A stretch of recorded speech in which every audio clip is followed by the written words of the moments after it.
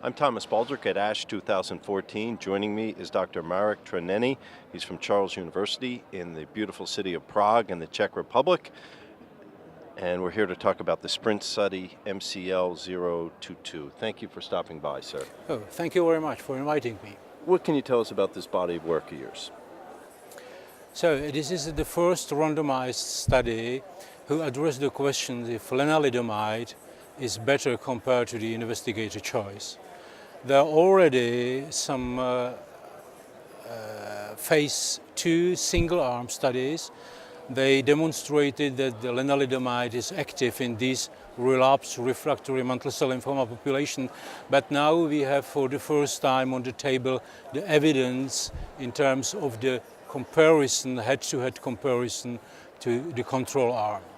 What were the methods you used in the study? So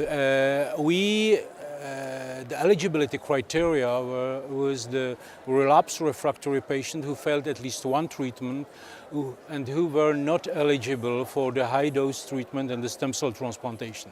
And these patients basically were randomized 2-to-1 in favor of the experimental arm.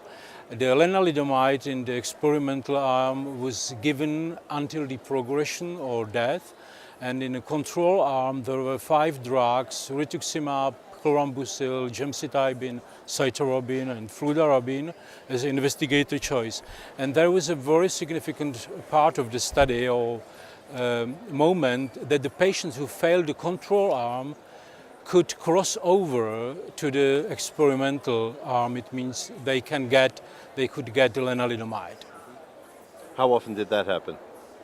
So it was pretty often. So out of almost 50 patients who progressed on control arm, 80% crossed over to lenalidomide, which represent almost 50% of all patients who were treated in the control arm. So it means that finally only 40 patients out of the whole population, 250 patients, get only the control drug. What do you think is most significant of the data you've had to report at this point? I think that the most important message is that the lenalidomide demonstrated significant reduction in the risk of progressive disease or death by almost 40%, with hazard ratio 0.61. So this is just the main message. And the second message is that the drug was very well tolerated in terms of the comparison of the control arm. So now we have a drug which has significant activity and a good tolerability. So how will you build upon this in research? Okay, so I think that the next step obviously will be some kind of the combination.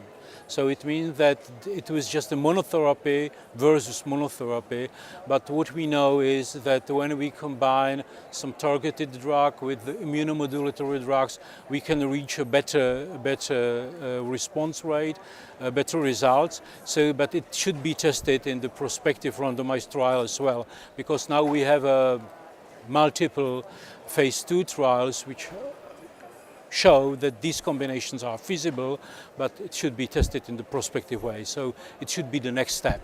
Doctor, we wish you luck. Thanks for coming by. Okay, thank you very much. Nicely done.